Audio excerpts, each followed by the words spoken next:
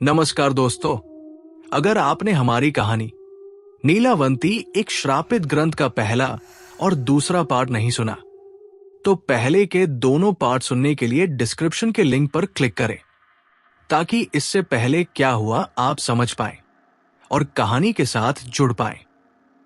ये नीलावंती ग्रंथ की कहानी का लास्ट पार्ट है, तो चलिए शुरू करते हैं आगे की कहानी। बाजन ने कहानी शुरू की, क्योंकि ये मेरे जन्म के पहले की बात है और मेरी उम्र अभी 1100 साल है, तो ये घटना बहुत पुरानी है। आप इसे ध्यान से सुनिए, क्योंकि इसी कहानी में आपके खजाने का रहस्य छुपा हुआ है। पहले के लोग बहुत ही अक्लमंद थे। वे जानते थे कि मनुष्य प्रकृति के साथ इतना नहीं एक रूप हो पाता जितना पशु, पक्षी, पेड़, पौधे होते हैं। इससे वे इस सृष्टि में अपना वजूद बनाए रखते हैं। वे प्रकृति के नियमों के बारे में हमसे बहुत ज्यादा जानते हैं। सोचिए, हजारों पक्षी बिना किसी दिशा दर्शक के एक जगह से दूसरी जगह जाते हैं। प्रत्येक वर्ष कैसे ये वे कर पाते हैं? प्रकृति की अपनी भाषा है जिससे वो हमसे संवाद करती है। मनुष्यों को भी वो भाषा समझती थी, लेकिन फिर जैसे जैसे मनुष्य यंत्रों का सहाय लेने लगा, तो उसे प्रकृति के साथ संवाद करने की आवश्यकता कम लगने लगी। जिन लोगों को अब भी प्रकृति के रहस्य जानने थे, उनके लिए उसका एकमात्र जरिया था। जानवर जिनसे बात करके वो उन रहस्यों को उजागर कर सकता था। तो हमेशा से ही वो जानवरों की भाषा सीखने की कोशिश में लगा हुआ था। हालांकि कामयाब कोई विरला ही होता था, वो भी एकाध जानवर की भाषा में। परंतु इतना काफी नहीं था। फिर किसी ने जाना कि बच्चे का जन्म हो जाने के बाद यदि उसको पहली बार पिलाया जाने वाला पानी जंगल में रखकर जब सभी पशु, पक्षी, जानवर पी ले, तो उसका एक घूंट बच्चे को उन सभी जानवरों की भाषा का ज्ञानी बनाएगा जिन्होंने वो पानी पिया है। जिसने ये बात खोजी थी वो मनुष्य था नीलावंती का पिता। जब नीलावंती पैदा हुई थी, उसके 3 दिन पहले उसके पिता ने जंगल में एक बर्तन में पानी भरकर रखा था। उन 3 दिनों में जंगल के लगभग सभी जानवरों का मुंह उस पानी को लग गया था। नीलावंती पैदा होने के तुरंत बाद उसको वो पानी पिलाया गया। उसका प्रभाव ये हुआ कि वो चिड़िया, चींटी, कौए, कुत्ते आदि बहुत से जानवरों की भाषा समझने लगी।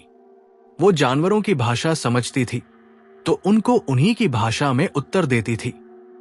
लेकिन जब गांव के लोगों ने ये सुना कि छोटी सी लड़की के मुंह से इंसानी भाषा से पहले जानवरों की आवाजें निकल रही है, तो उन्होंने उसके पिता से कहा कि ये लड़की शापित है, इससे गांव पर कोई संकट आ सकता है, तुम इसे जिंदा नहीं रख सकते।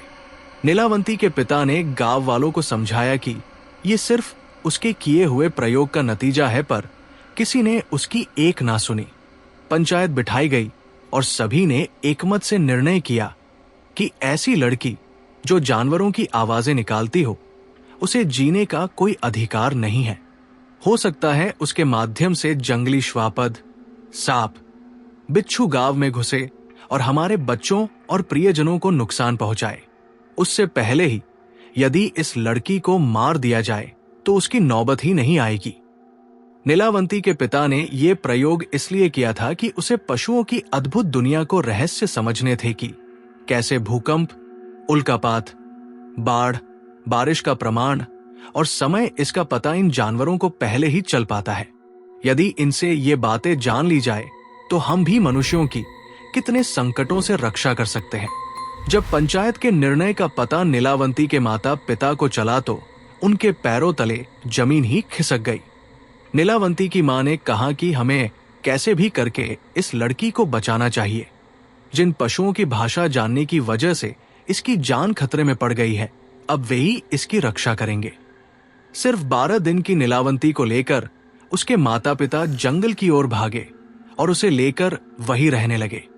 नीलावंती को भी जंगल बहुत पसंद आया और जंगल के श्वापदों को भी नीलावंती भा गई। सभी जानवर जिनकी नीलावंती भाषा बोलती थी, वे नीलावंती से बहुत प्यार करते थे। जिनकी भाषा नहीं आती थी, उनकी भाषा नीलावंती सहवास से सीख गई। 2 साल की होने तक तो नीलावंती जंगल के किसी भी जीव की भाषा बोल और समझ रही थी, और साथ ही अपने माता पिता के साथ मनुष्यों की भाषा में भी बोल रही थी। उसके पिता का जो सपना था वो साकार हो चुका था। उन्हें ऐसे ऐसे रहस्य नीलावंती के माध्यम से पता चल रहे थे जो कभी कानों से भी नहीं सुने थे। नीलावंती को कई बार जानवर या सांप कहीं दबे हुए खजाने के बारे बता देते थे, तो नीलावंती के पिता जाकर उस जगह से वो खजाना लाते और उससे कई गरीबों की गुप्त रूप से मदद करते थे। ऐसे ही 16 साल निकल गए। अब नीलावंती एक बहुत ही सुंदर किशोरी में बदल गई थी।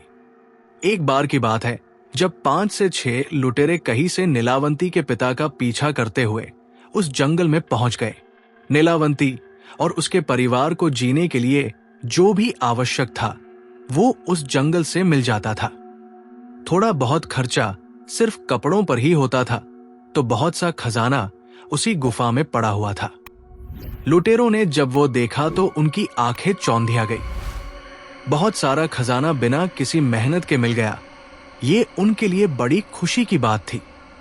नीलावंती के उपस्थित रहते कोई भी उस गुफा की तरफ नहीं आ सकता था, क्योंकि जंगल के सभी जानवर उसकी रक्षा करते थे और उनसे उसे कहीं की भी घटना का पता चल जाता था। लुटेरों ने खजाना छीनने के लिए नीलावंती के माता पिता को मार डाला। हालांकि ये घटना एक चील के माध्यम से नीलावंती को तुरंत पता चल गई, मगर उसे आने में थोड़ी देर हो गई। वो पहुंची तब तक लुटेरे जा चुके थे, मगर ज्यादा दूर नहीं जा सके। नीलावंती ने जानवरों को संदेश भेजा कि कोई भी जिंदा जंगल से बाहर नहीं निकल पाए। लुटेरे जंगल से नहीं निकल पाए। रास्ते में ही हाथियों के झुंड ने उन्हें कुचल डाला। पर इस घटना ने नीलावंती को बहुत आहत किया। उसके हृदय को बड़ी चोट पहुंची।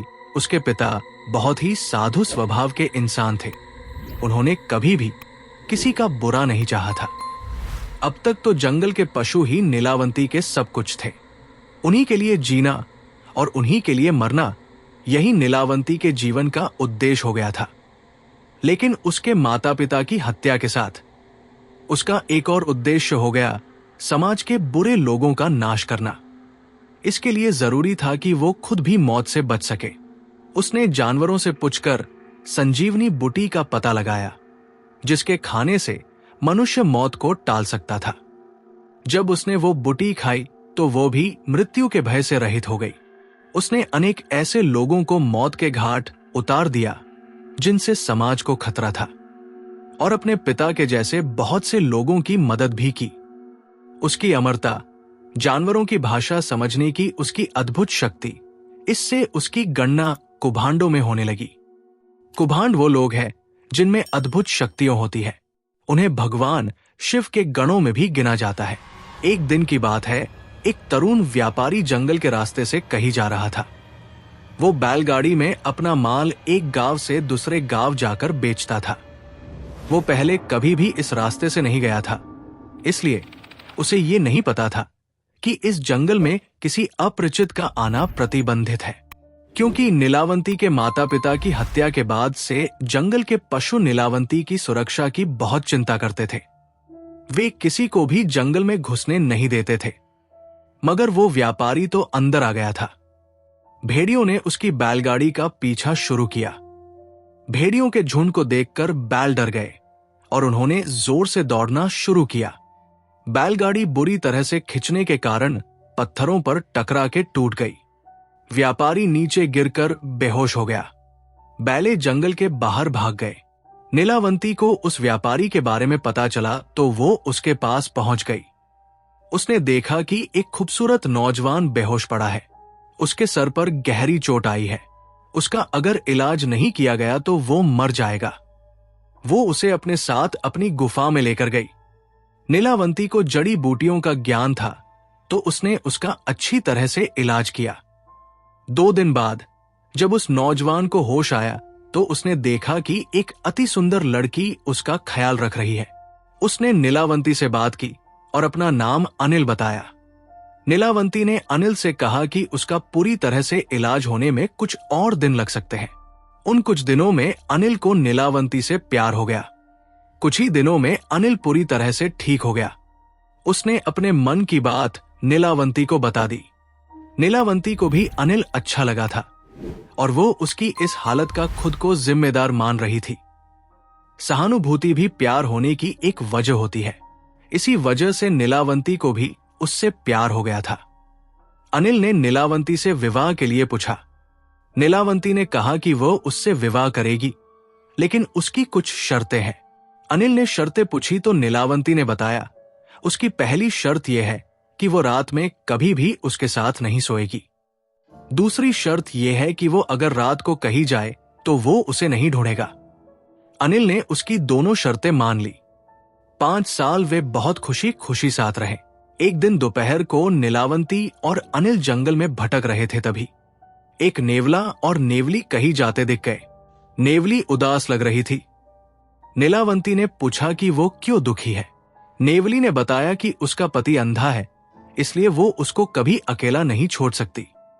नीलावंती के पास अंजन था, जो नीलावंती ने उस नेवले की आंख में लगाया। तुरंत नेवले को सब कुछ दिखाई देने लगा। नेवली ने नीलावंती को 2 दिव्य रत्न दिए और कहा कि ये 2 रत्न बहुत शक्तिशाली है। इसमें से पहला जिसके पास होगा वो किसी के भी मन की बात जान सकता है, और दूसरा पास होने से वो किसी से भी हारेगा नहीं। नीलावंती का पति अनिल दूर से सब देख रहा था। जब उसने नीलावंती से पूछा तो नीलावंती ने भोलेपन से बता दिया, मगर सिर्फ एक मणि के बारे में जिससे कभी हार नहीं होती थी। दूसरे मणि के बारे में उसने कुछ नहीं बताया। इसलिए नहीं कि उसका अनिल के ऊपर विश्वास नहीं था, बल्कि वो उस मणि की परीक्षा लेना चाहती थी। अनिल की इच्छा हुई कि सदा जीत दिलाने वाली वो मणि उसके पास हो। उसने नीलावंती से वो मणि मांग ली। नीलावंती ने कहा कि उसे उनकी क्या जरूरत है, तो अनिल ने कुछ नहीं बताया, लेकिन उसने दूसरे मणि के प्रभाव से उसके मन की बात जान ली कि अनिल उस जंगल के बाहर जाकर उस राज्य पर विजय प्राप्त करना चाहता था जिसमें वो जंगल था। वो मणि उसके पास होने से ये बहुत आसान हो जाता। नीलावंती को उसके विचार जानकर आश्चर्य हुआ, लेकिन उसने अनिल को ये पता नहीं चलने दिया। एक रात जब नीलावंती और अनिल जो शर्तों की वजह से अलग अलग सोए हुए थे, तब अनिल को दूर से भेड़िए के चिल्लाने की आवाज आई। वो नीलावंती को बता रहा था कि उसे अब भगवान शिव के गणों में जाके रहना चाहिए, लेकिन शिव गणों में स्थान पाने के लिए जो चीज आवश्यक है वो एक प्रकार का तावीज था, जिसका पता भेड़िया उसे बताना चाहता था। नीलावंती ने भेड़िए का संदेश सुना तो तुरंत वो नदी की तरफ निकल पड़ी। नीलावंती के जाने के थोड़ी देर बाद अनिल भी उसके पीछे निकल पड़ा। नीलावंती जान गई कि अनिल उसका पीछा कर रहा है, लेकिन उसने उसे मन नहीं किया। नदी के किनारे पहुंचने पर भेड़िया नीलावंती से मिला और उसने बताया कि अभी थोड़ी देर बाद एक प्रेत नदी में बहता हुआ आएगा। उसकी कमर में वो तावीज बंधा हुआ है, जिसकी मदद से वो भगवान शिव के गणों में शामिल हो सकती थी। नीलावंती नदी के किनारे ही उस प्रेत का इंतजार करती हुई बैठ गई। आधी रात के समय नदी में एक प्रेत बहता हुआ आया। नीलावंती उस प्रेत के पास गई और उसे खींचकर किनारे पर लेकर आई। अनिल पूरी घटना पेड़ के पीछे छुपकर देख रहा था। नीलावंती की पीठ अनिल की तरफ थी, तो उसे वो क्या कर रही है ये नहीं दिख रहा था। नीलावंती ने प्रेत के कमर में बंधा तावीज देखा। वो बहुत ही विशेष दिख रहा था और खुद से चमक रहा था। नीलावंती तावीज खोलने लगी, लेकिन वो इतनी मजबूती से बंधा था कि छूटने का नाम नहीं ले रहा था। नीलावंती ने आसपास देखा कि काटने के लिए कोई चीज मिल जाए, लेकिन पत्थर भी नहीं थे, सिर्फ रेत ही थी। नीलावंती दांत से रस्सी काटने के लिए प्रेत के ऊपर झुक गई। अनिल जो पीछे से घटना देख रहा था, उसे लगा कि नीलावंती प्रेत खा रही है। वो बहुत डर गया और भागकर गुफा में जाकर बैठ गया, जिससे नीलावंती को कुछ पता ना चले। अनिल को नहीं पता था कि नीलावंती ने उसे उसके पीछे आते हुए देख लिया था। बड़ी मुश्किल से वो तावीज निकालने के बाद नीलावंती उसे लेकर अपनी गुफा में आ गई। अनिल वहीं पर बैठा हुआ था। उसने पूछा कि वो कहाँ गई थी। नीलावंती ने उसे विवाह के वक्त की शर्त याद दिलाई, लेकिन अनिल ने कहा कि वो सब जानता है कि वो मुर्दा खाने के लिए गई थी और उसे अब ऐसी औरत से कोई संबंध नहीं रखना है। वो उसे छोड़कर जा रहा है। नीलावंती ने उसे रोका नहीं पर समझाने की कोशिश की कि वो मुर्दा नहीं खा रही थी, पर अनिल कुछ सुनने की हालत में नहीं था। वो तुरंत वहां से चला गया। नीलावंती को भगवान शिव के गणों में शामिल होने के लिए आवश्यक तावीज तो मिल गया था, लेकिन उसने सोचा कि वो जाने से पहले आज तक उसने जितना ज्ञान इकट्ठा किया है उसकी विरासत ग्रंथ के रूप में पीछे छोड़ना चाहती थी। उसने शुरुआत से सब कुछ लिखा, चींटी की भाषा कैसे समझे, उसके संकेत क्या होते हैं आदि प्रकार से धीरे धीरे जंगल के सभी जानवरों के बारे में लिखा, उनकी भाषा लिखी। इसमें बहुत समय निकल गया। वो एक बहुत बड़ा ग्रंथ बन गया जिसका कोई नाम नहीं था, ना पढ़ने का कोई क्रम ही था। वो तो बस बहुत सी जानकारी का संकलन था। उसमें आत्माओं से संपर्क बनाने के तरीके भी लिखे थे। अब उसे कोई शिष्य चाहिए था जिसे वह इस ग्रंथ को पढ़ने का तरीका और उसके रहस्य को बता सके, लेकिन इतने महत्वपूर्ण ज्ञान को वो इतनी आसानी से किसी को भी नहीं सौंप सकती थी।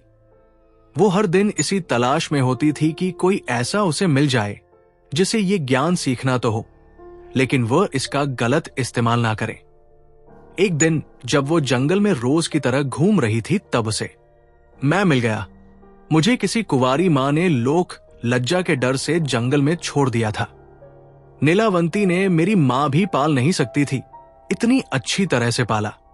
मैं भी बड़े होते होते जानवरों की भाषा और वो सब ज्ञान जो नीलावंती ने उस ग्रंथ में लिखा था सीख गया। हाला कि इसके लिए मुझे ग्रंथ पढ़ने की आवश्यकता नहीं पड़ी। जब मैं 16 साल का हो गया, जैसा मैं अब हूं, तो नीलावंती, जिसे मैं मां कहकर ही पुकारता था, मुझे मेरे उससे मिलने की कहानी बताई और कहा कि उसे अब उसकी असली जगह पर जाना होगा। उसने मुझे संजीवनी विद्या दे दी, जिससे मैं दीर्घजीवी हो गया और मेरी आयु भी थम गई। पिछले 1000 सालों से मैं 16 वर्ष की अवस्था का ही हूं। संजीवनी विद्या देने के बाद नीलावंती ने किसी मंत्र का उच्चारण किया तो उसे लेने के लिए दूसरी शिवगणिकाएं आई। उनके साथ नीलावंती हमेशा के लिए शिवगणों के साथ रहने चली गई। फिर मैं भटकते भटकते इस जंगल में आया और यहीं पर बस गया। तब से मैं यही रहता हूं और इस जंगल की रक्षा करता हूं। बाजन ने कहानी पूरी की। लेकिन तुमने हमारे प्रश्न का उत्तर नहीं दिया, बाबू ने कहा। हां, मैं बताना तो भूल गया कि तुम्हारे किसी पुरखे ने जो कविता लिखी है उसमें जो सागर तीर्थ का नाम है वो समुद्र के लिए नहीं लिखा गया है। असल में सागर तीर्थ उसी जगह का नाम है जहां नीलावंती पैदा हुई थी। 1000 सालों में उसका नाम जरूर बदला होगा, लेकिन मैं वो जगह जानता हूं क्योंकि मेरी मां ने भी मुझे उसी सागर तीर्थ के जंगल में छोड़ा था, बाजन ने बताया। आज वो जगह किस नाम से जानी जाती है? राव साहेब ने पूछा। आज वो जगह जानी जाती है रामलिंग के जंगल के नाम से, बाजन ने जवाब दिया। मुझे वो जगह पता है, महाराष्ट्र के मराठवाड़ा प्रांत का बहुत ही प्रसिद्ध तीर्थ स्थल है वो, बाबू ने बताया। बाजन ने फिर दोनों को अपनी आंखें बंद करने को कहा और पलक झपकते ही उसी वेताल की मूर्ति के पास छोड़ दिया जहां से बाबू और राव साहेब ने जंगल में प्रवेश किया था। बाबू और राव साहेब ने आंखें खोली तो सामने वही वेताल की मूर्ति थी जिससे आगे जंगल में रास्ता जाता था।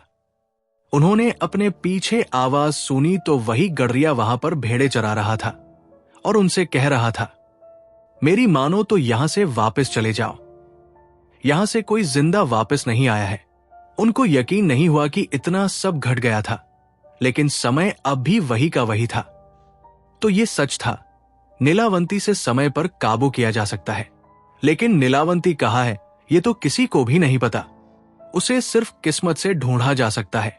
नीलावंती उसी को मिलता है जो उसका इस्तेमाल नहीं करना चाहता। अब रावत साहेब और बाबू को रामलिंग जाकर खजाना ढूंढना था। वे रामलिंग पहुंच गए, लेकिन वहां जाकर उन्हें पता चला कि सालों पहले किसी राजा को यहां का खजाना मिल गया। उसी पैसों से यहां रामलिंग का मंदिर बना हुआ था। अब क्या किया जाए, सब खत्म हो गया, खजाने की खोज भी और नीलावंती की तलाश भी। खजाने का इस्तेमाल हो चुका था। नीलावंती भी बाजन के पास सुरक्षित थी। ये थी उस आखिरी इंसान की कहानी जिसने नीलावंती की खोज की थी। लेकिन नीलावंती आज भी रहस्य बनी हुई है। उसकी खोज करने वाले आज भी उसको ढूंढते रहते हैं। आपको अगर नीलावंती सुननी है तो आपको पता है कि महाबलेश्वर के जंगल में वेताल के मूर्ति के पीछे से रास्ता मिल जाएगा। लेकिन क्या आप वहां सच में जाना चाहते हैं? तो ये थी नीलावंती, एक श्रापित ग्रंथ की पूरी कहानी। ये कहानी आपको कैसी लगी कमेंट में बताएं। और ऐसी ही थ्रिलर और डरावनी कहानियां सुनने के लिए चैनल को सब्सक्राइब करें। मिलते हैं नई डरावनी और मजेदार कहानियों के साथ। धन्यवाद।